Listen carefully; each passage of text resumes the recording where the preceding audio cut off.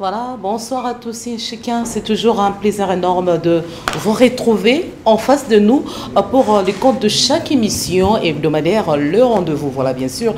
Alors, dans cette émission, divers sujets d'intérêt général seront développés. Voilà, vous le savez, l'informateur poursuit ses consultations normalement avec la classe et les regroupements politiques en vue de la répartition de postes. L'actualité, c'est aussi le séjour du chef de l'État à Belgique pour des rencontres de change avec, entre autres, son homologue. La SADC tient à tout prix à prêter main forte pour le succès du FARDC en vue de tenter comment mettre fin aux atrocités à l'est de la République démocratique du Congo. Voilà, un peu ça. Alors, pour cette émission, nous avons le plaisir d'échanger avec le professeur Ngindo Kalala. Merci bien, madame. Voilà, vous êtes là, professeur, pour passer en revue l'actualité. Mais nous sommes déjà au mois de mars. C'est le mois dédié à la femme. Voilà, parce que c'est le mois dédié à la femme. Quel message vous donnez aux femmes, surtout le 8 mars, c'est vendredi, pour célébrer avec faste cette journée. Et on peut connaître exactement aussi l'objectif de la Journée internationale de la femme. Bon, merci bien, madame. Je vous considère comme un genré. Je sais que vous êtes un genré et vous pouvez facilement répondre à cette question. Voilà. Je m'en vais d'abord vous remercier de m'avoir invité pour pouvoir échanger sur différentes thématiques. Et voilà, là, vous me surprenez. Bon, qu'est-ce qu'il faut que vous souhaitez? Vous souhaitez d'abord un bon mois de mars, vous présentez les meilleurs vœux de mois de mars. Donc, félicitations. Le mois de mars, c'est d'habitude chaque année dédié à nos mamans, à nos jeunes filles, à ceux-là qui nous ont donné la vie et ceux-là qui s'occupent de nous d'une manière ou d'une autre. Ce sont des personnes respectables et à respecter. Et moi, je suis très fier qu'on ait dédié ce mois-là aux mamans. Bon, d'un côté aussi, c'est réductif, puisque les mamans travaillent 365 jours par an. On ne reconnaît pas le travail de ces mamans-là. Je crois que dans certains pays, on a commencé à penser même à payer même les mamans qui sont à la maison, qui ne travaillent pas d'une manière salariale, quoi, qui soient payées par l'État. Donc, il faudra qu'on réfléchisse nous aussi pour voir comment on peut venir en aide à nos mamans qui restent à la maison. Vous savez que la grande charge de la famille est supportée par nos mamans. Voilà, et les thèmes pour cette célébration de 2024, c'est investir en faveur de femmes, accélérer les rythmes, investir en faveur de femmes. Une question de droits humains, vous pensez? Bon, ce n'est pas une question de droits humains, ça c'est une question de bon sens. Investir, vous savez, on dit, il y a un dicton qui dit, éduquer une femme, c'est éduquer toute une nation. Quand vous avez investi dans votre femme, quand vous avez investi dans votre fille, sachez bien que c'est un investissement très important, qu'il y a des répercussions sur des générations et générations. Regardez bien dans les familles où les mamans n'ont pas étudié. On a des problèmes sérieux avec leurs enfants. Mais quand vous faites la comparaison entre une femme qui a étudié et celle qui n'a pas étudié, regardez les foyers, la manière où les foyers sont gérés. Regardez les foyers, la manière où les enfants sont gérés. C'est tout à fait différent. Donc, il faut investir dans des filles, il faut investir dans des femmes pour une bonne gestion, non seulement des foyers, mais aussi du pays. Puisque si, regardez, on a plus de femmes que des hommes. Et plus de 80% d'activités sont assumées par les femmes. N'oubliez pas ça.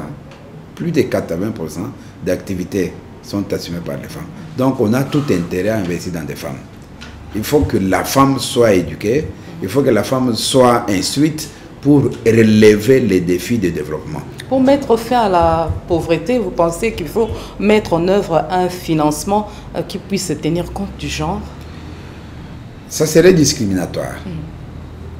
Il y a déjà un financement pour l'entrepreneuriat. Je crois qu'il faut mettre les financements, un fonds pour l'entrepreneuriat, où toute la jeunesse, pas seulement les femmes, tout le monde qui a des capacités de créer une entreprise puisse bien le faire. Et là, comme on dit toujours, il faut aussi donner la chance aux femmes, donner la chance aux jeunes filles, puisque les activités commerciales sont tenues par qui? Sont tenues par les femmes.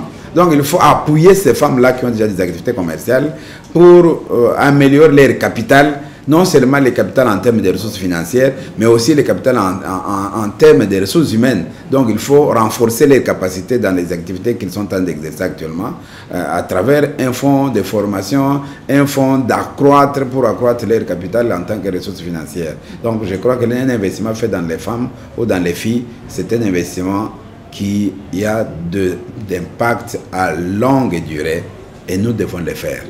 Mais pas avoir un fonds particulier pour les femmes. Il faut un fonds pour l'entrepreneuriat de femmes, l'entrepreneuriat de la jeunesse. Et là, je suis tout à fait d'accord. Puisque sinon, si vous mettez un fonds pour les femmes, ça va créer une discrimination.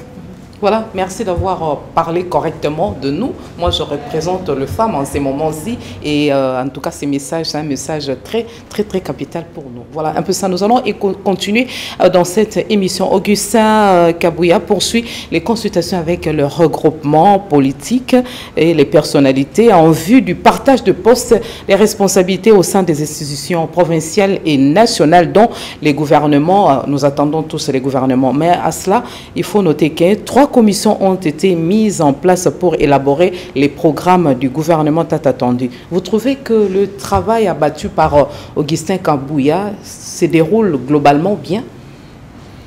Bon, madame, merci bien pour cette question. D'emblée, d'abord, le travail, on ne le connaît pas. On n'a pas la teneur du travail.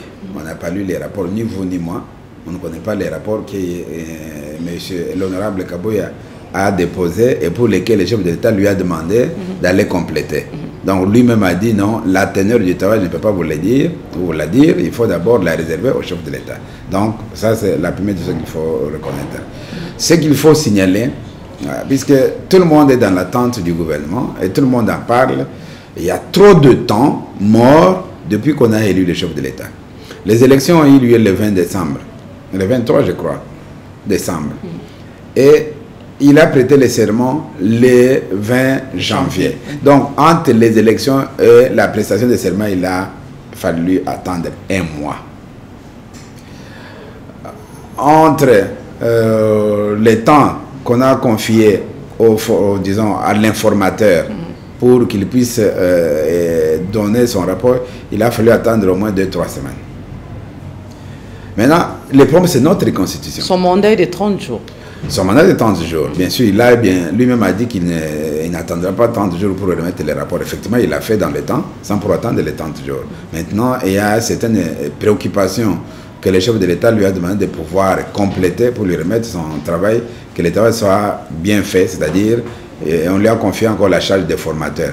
Être formateur ne veut pas dire être Premier ministre.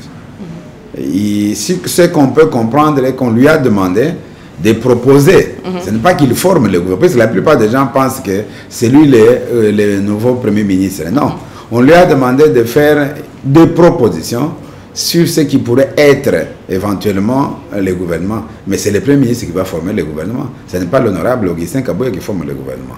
Donc c'est un travail pour faciliter celui qui devra être nommé Premier ministre pour qu'on ne perde pas encore beaucoup de temps. Vous voyez, déjà nous avons perdu 3 mois. Donc c'est déjà 3 mois de deuxième mandat, donc de la 5e année, qui sont déjà perdus.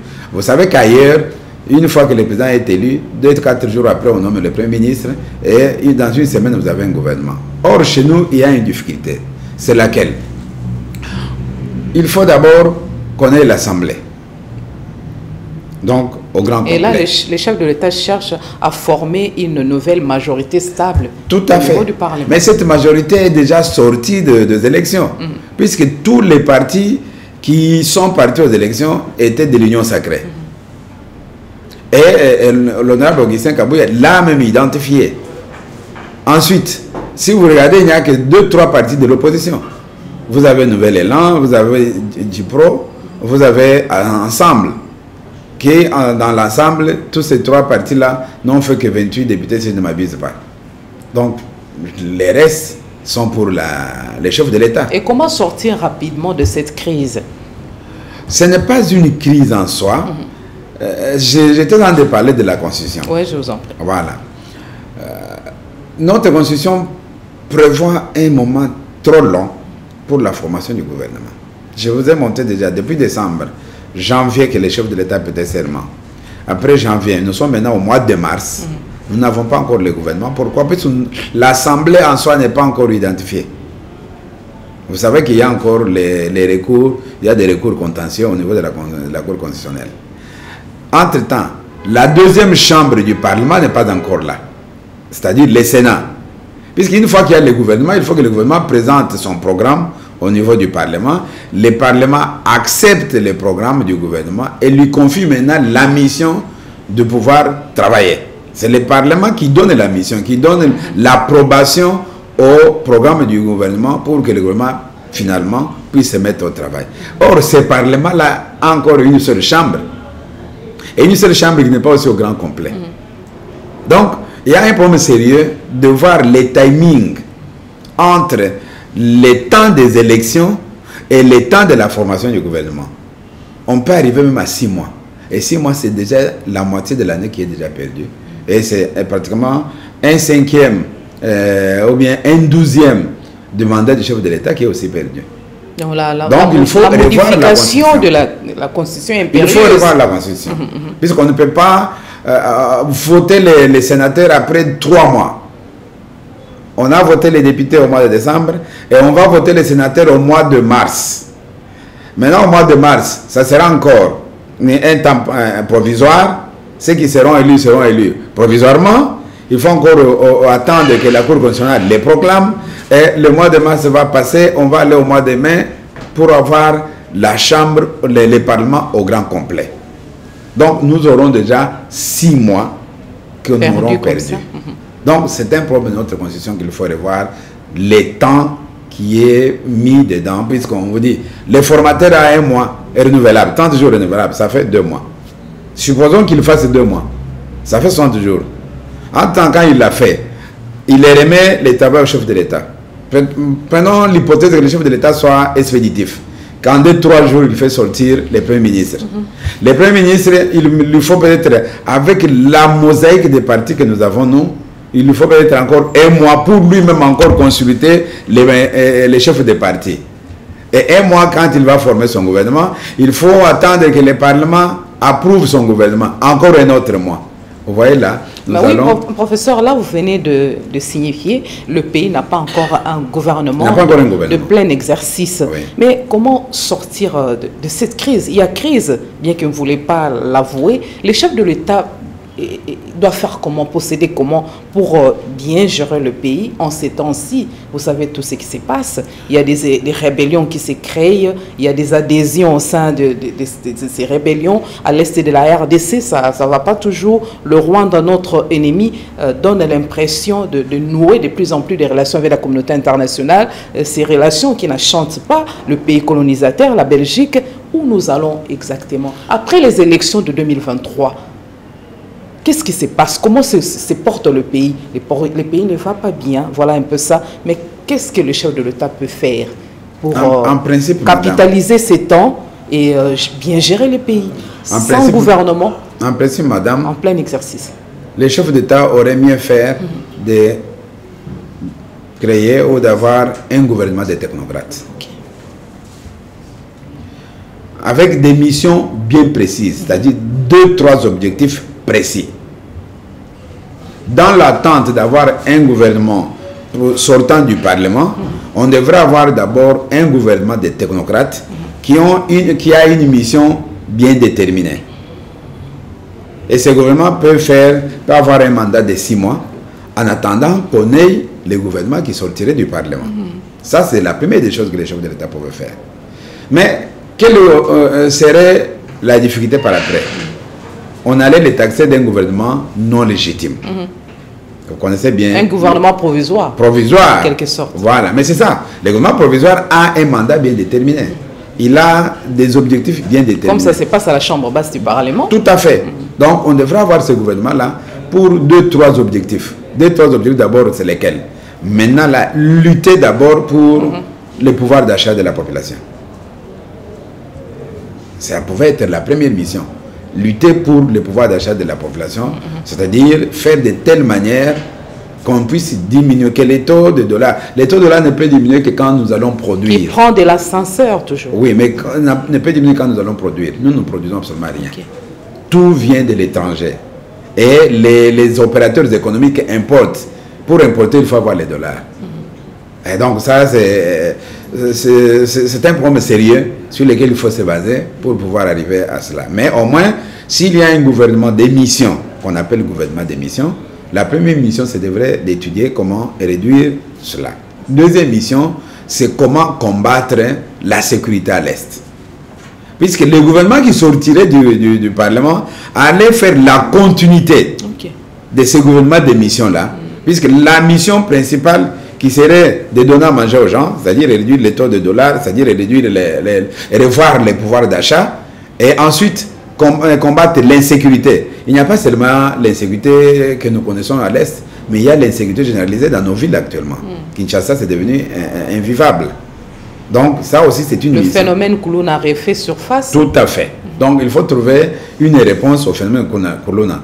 Le phénomène Koulouna est facile à pouvoir répondre. C'est question d'avoir de la volonté politique, c'est-à-dire renforcer les troupes de police, leur donner des moyens. Il y a trop de policiers qui sont des journaliers, madame.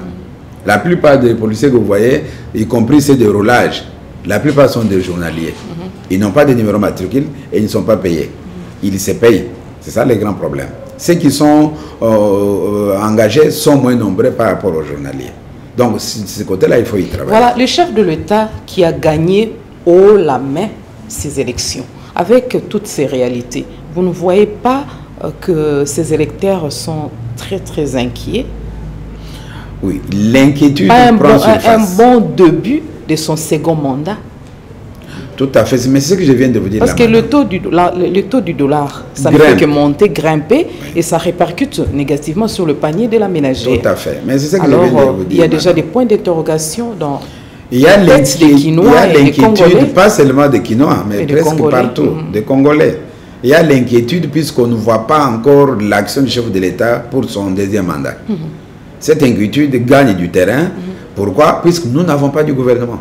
Si on avait les gouvernements, comme je viens de vous dire, les gouvernements d'émission, la chose allait changer. Mais pour le moment, il n'y en a pas. Donc, le chef de l'État doit revoir un peu la méthode de travail. Puisqu'attendre 3 mois ou attendre 6 mois pour avoir un gouvernement, c'est trop dans un pays en crise. Et les adversaires politiques profitent de cette défaillance. Tout à fait, en profitent. Alors, donc, nous devons l'aider. Avec les émissions que vous faites comme ça, là, les messages passent et je crois qu'il pourra revenir le si vite possible pour prendre un peu les choses à main.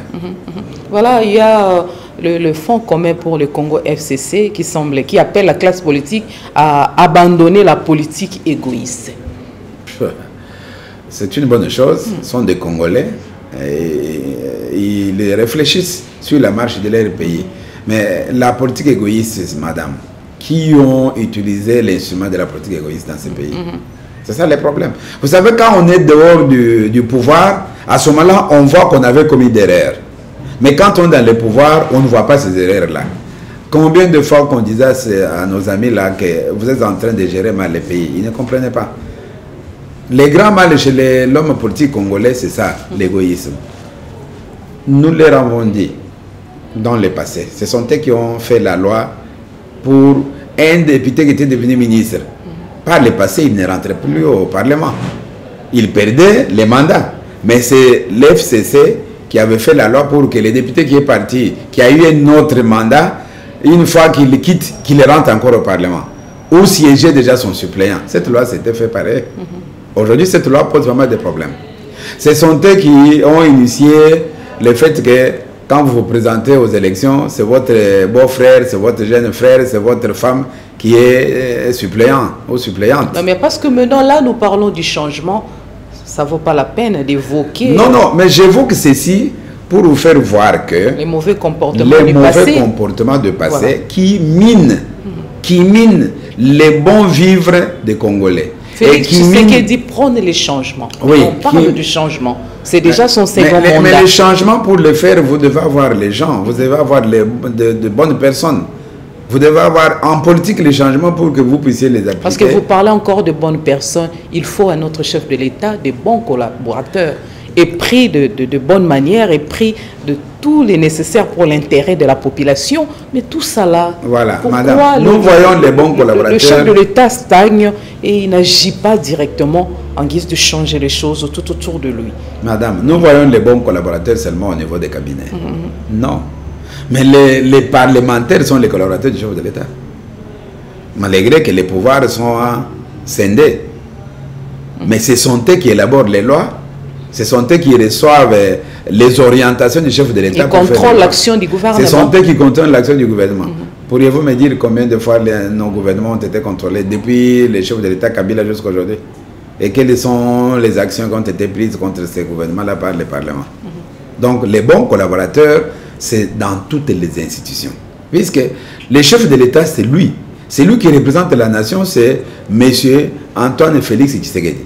Nous tous, au niveau différent, à l'échelle des valeurs, nous sommes tous des collaborateurs du chef de l'État. C'est à nous de travailler dans nos secteurs, dans nos domaines spécifiques, de rendre service à l'État. L'État est représenté par lui. Mais qu'est-ce que nous faisons dans nos propres domaines, dans nos propres secteurs? Nous attendons toujours, nous voyons seulement les collaborateurs du chef de l'État au niveau des cabinets. Non, les collaborateurs du chef de l'État, nous sommes nous tous, chacun dans son domaine, chacun dans son secteur. Et là, il faut de la compétence. Voilà. Qui présente les gens? Le chef de l'État ne connaît pas tout le monde. Mais c'est nous tous là qui présentons nos frères et nos sœurs auprès du chef de l'État pour qu'ils soient nommés à tel endroit, tel poste.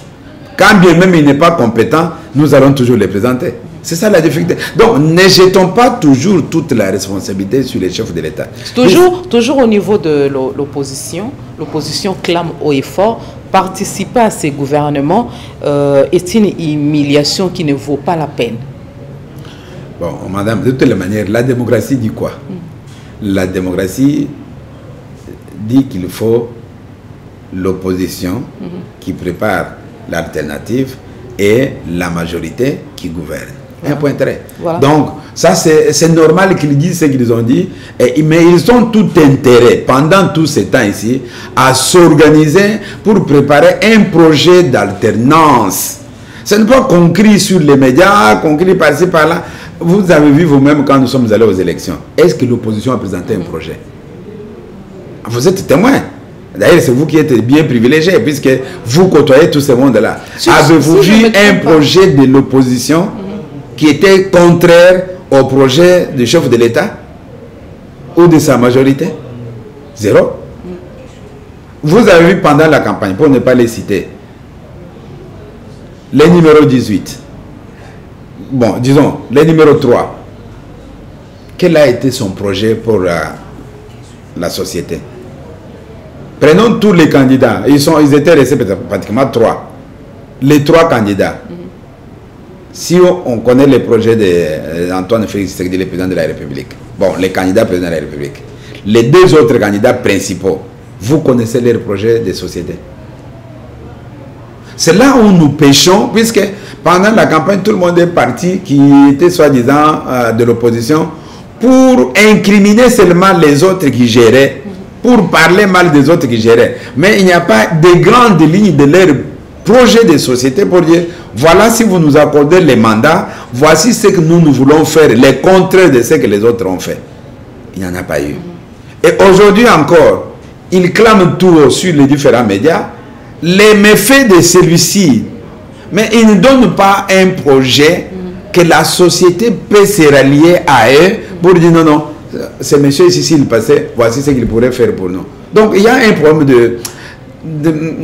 des acteurs politiques dans notre Professeur Nguindou Kalala, il y a le pape François qui a signifié ceci, si j'ai bonne mémoire, c'est le pape François.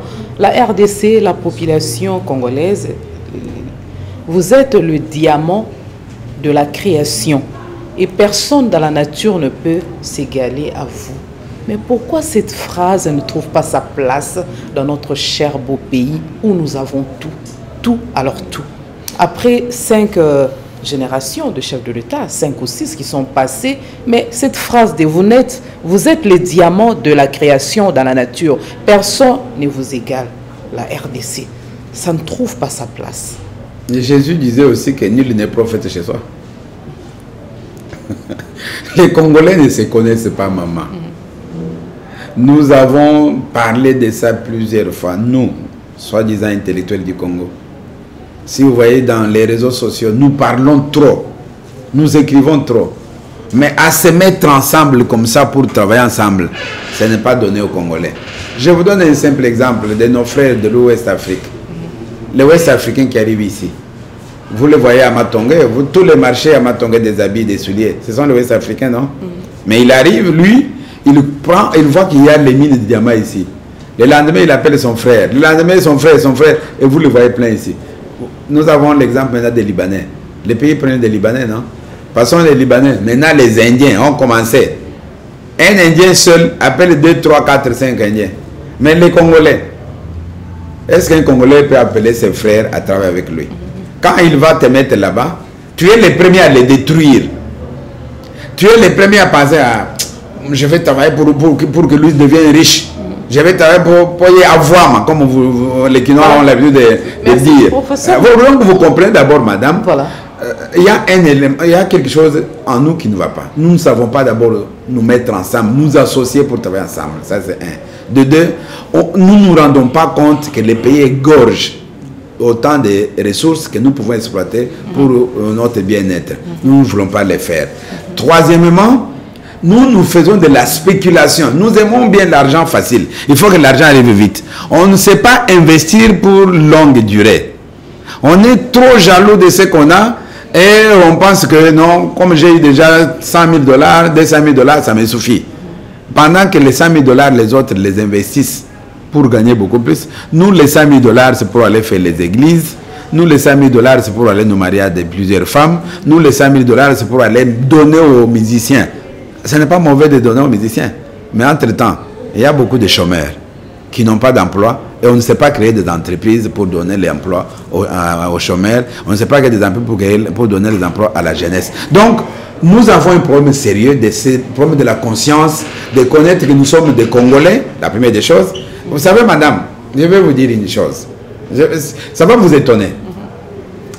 Vous appelez Adèle, n'est-ce pas ça? Oui, c'est bien. Ici, là, vous avez vos collègues qui s'appellent de Marie, qui s'appellent de Christine, qui s'appellent de Florence, n'est-ce pas ça? Est-ce qu'un prénom égale à un nom? Commençons par là. Est-ce qu'un prénom égale à un nom? Et les prénoms, vous connaissez l'origine du prénom? Une copie ne peut pas être égale à l'origine. Vous vous présentez avec un nom qui n'est pas le vôtre, qui n'est pas même votre nom, mais un prénom. Vous dites, moi je suis Marie, mais vous connaissez l'origine de Marie. Moi je suis Florence, je suis Christine, vous connaissez l'origine de Christine.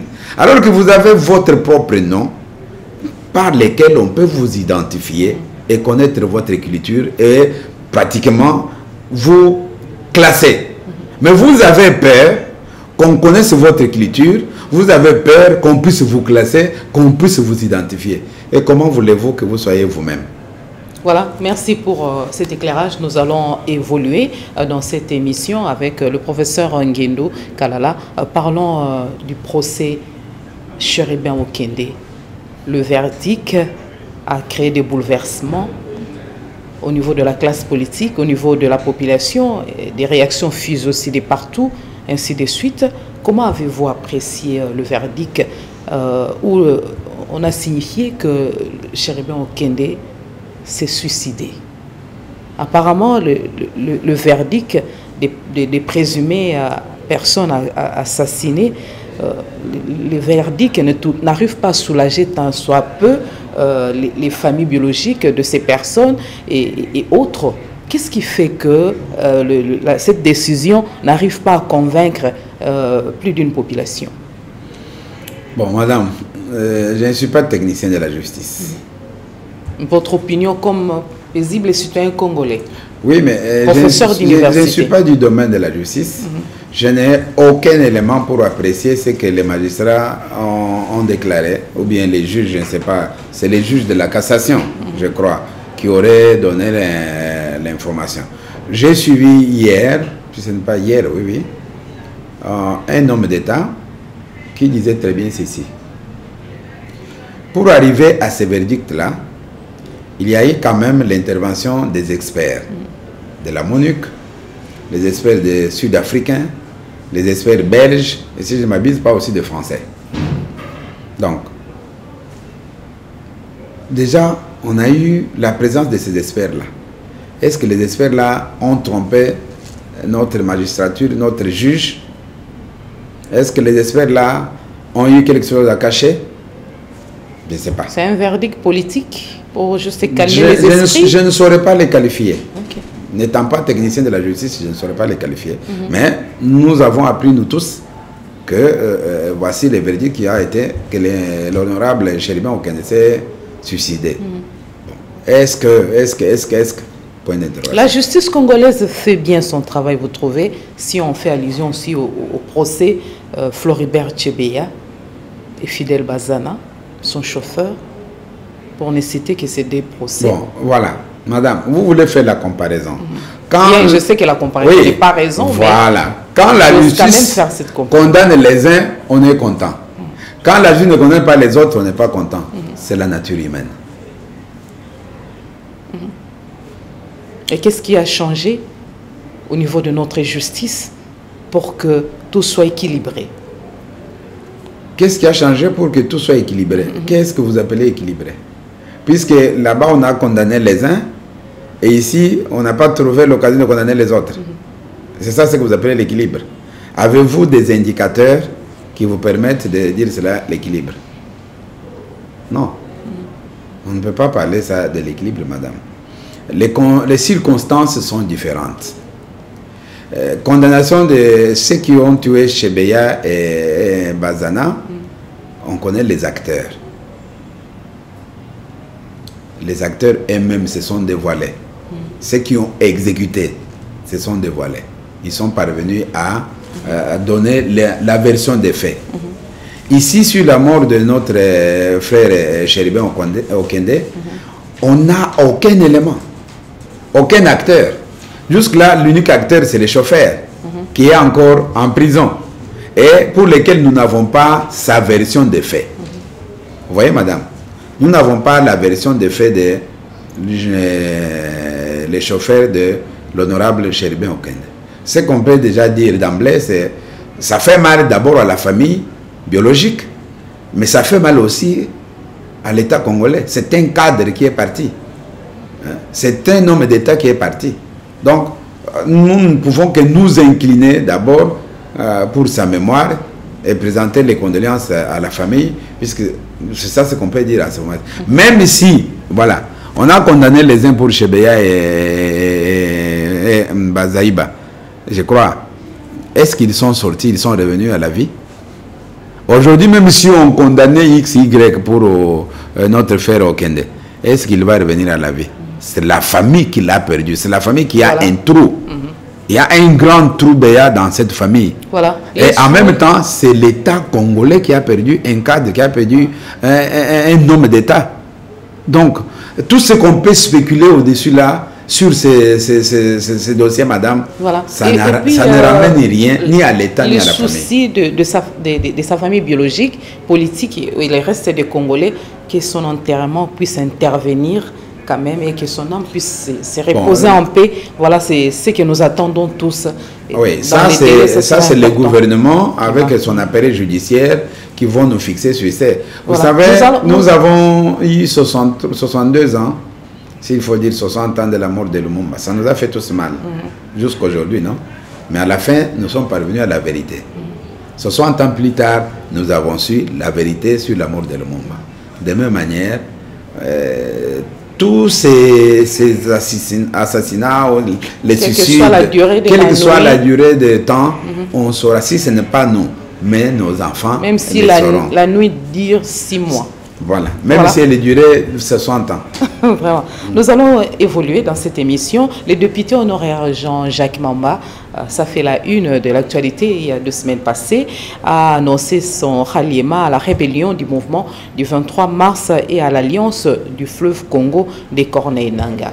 N'est-ce pas une honte pour la République démocratique du Congo après son échec à l'élection législative? Comment est-ce que vous avez accueilli cette nouvelle au moment où l'informateur fait son travail pour que tout commence, qu'on ait un Premier ministre à la hauteur et qu'on ait aussi les gouvernements qui va faire le travail comme il se doit. Voilà, Jean-Jacques Mamba nous surprend par sa décision. Cette décision qui n'a laissé personne indifférent. Madame Adèle, la vie est faite de hauts et de bas. Dans la vie, nous avons des gens de faibles esprits. Et il n'est pas les seuls, hein. Il y a des adhésions au sein de... Attendez, madame. Dans la vie, nous avons aussi des gens de faibles esprits et de faibles psychologies. Hier, pas hier, hein, durant toute cette semaine et la semaine qui s'est achevée, j'ai eu des photos de plus de 5 personnes qui se sont tuées, suicidées, pour avoir échoué aux élections. C'est au Nord Kivu? C'est à l'Est? À l'Est. À l'Est, ok. Oui, à l'Est. Je crois que vous avez eu, à Kisangani, vous avez eu la photo de ces messieurs-là. Il y a eu déjà une dame qui était morte au Congo central. Donc, vous comprenez, il y a des gens qui ne savent pas supporter les échecs. Et pour eux, c'est une honte d'avoir échoué. Mais il y a aussi des gens, comme le cas de celui dont vous venez de donner. D'abord, il a eu honte d'avoir échoué, donc il ne sait pas supporter l'échec. Mais ce sont ceux-là qui sont des vendeurs, d'espoir à leur famille. Et il a qualifié ces régimes de dictatorial, un régime d'incompétents qui mène Félix Tshisekedi. Mais c'est-à-dire lui-même aussi, il est incompétent, puisqu'il était député. Donc vous voyez, maman, quand vous dites, regardez bien, maman Adèle est mauvaise, hein? Et regardez-moi, madame. On dit, madame, maman Adèle est mauvaise. Et regardez-moi bien, la main est comme ça, comment? Vers vous? Vers vous. Il y a seulement vers vous? Non. Hein? Il y a le pouce qui me pointe aussi, qui vous pointe aussi. Voilà. Il y a combien de doigts qui me pointent, moi?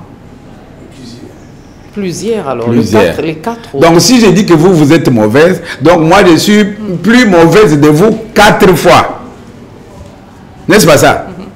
Puisque c'est avec la main ici que nous orientons, que nous indiquons, que nous donnons la direction à ce que nous faisons. Donc, monsieur dont vous venez de dire, c'est plus facile qu'il qualifie les autres des incompétents, c'est-à-dire, comme il était lui-même dans la marmite, il était aussi incompétent. Ça, c'est la première des choses qu'il faut dire. Deuxième des choses, j'ai entendu l'ambassadeur de l'Union européenne qui disait que la guerre de l'Est, il y a une donne qui complique cette guerre-là, puisque les Congolais eux-mêmes sont dedans. Okay. Ceux qui vont vers Kagame, ce n'est pas Kagame qui les appelle, c'est nos frères congolais qui vont vers Kagame. Alors, la plupart ont cru que comme Mouzé avait fait l'exploit en 1997, en ayant eu la collaboration de ces deux pays voisins, l'Ouganda et le Rwanda, et aussi peuvent aller s'affilier là-bas pour pouvoir venir attaquer leur propre pays et prendre les pouvoirs. Mais ils ont oublié que la donne a changé et les temps ont aussi changé. Aujourd'hui, c'est très difficile que les gens se rallient avec Kagame pour venir attaquer les Congolais. Et les Congolais ont compris cela, sont des gens égoïstes qui veulent détruire seulement les tissus économiques et les tissus humains du Congo. Guido Kalala, êtes-vous confiant pour le deuxième mandat de Félix Tshisekedi? Sa réussite passe par quoi? En peu de mots. Il n'a pas encore commencé son mandat. Sa réussite passe par les choix de bons collaborateurs, c'est ce que je vous ai dit au début. Choix de bons collaborateurs et réalisation de différents projets, surtout dans les domaines d'infrastructure et les projets des services de base, l'eau et le courant à la population. Ça, ce sont deux choses très urgentes sur lesquelles le chef de l'État doit se baser. Choisir de bons dirigeants, c'est-à-dire les gens qui peuvent l'accompagner dans sa vision. Et la lutte continue ou continuelle sur la corruption. La corruption, c'est un cancer pour notre pays. C'est inimaginable que quelqu'un puisse à lui seul avoir des millions dans des banques dans moins de 2-3 ans quand il est au gouvernement ou quand il est quelque part. Et ça, il faut qu'on continue à combattre. Donc, le chef de l'État, dans sa vision, continue toujours pour consolider la cohésion nationale. Je crois sur ça, il va continuer.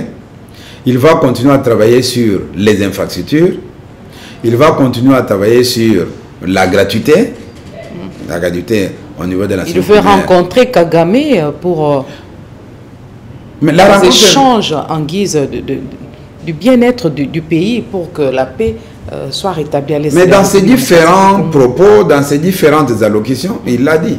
Il veut le rencontrer pour qu'il se dise face à face, vis-à-vis, pourquoi Kagame attaque le Congo et pourquoi il est au Congo. Et la rencontre aura lieu ici en RDC ou au Rwanda. Quel que soit l'endroit où ça aura lieu, ce dont nous avons besoin, nous, c'est la paix. Voilà, parce que nous sommes à la fin, la Belgique dit non à l'accord Rwanda-Union européenne sur le mine. Voilà un peu ça. Le chef de l'État a séjourné à Bruxelles, en Belgique, où il a rencontré son Altesse, son homologue, et ainsi de suite. Ils ont longtemps parlé de ça, ainsi de suite.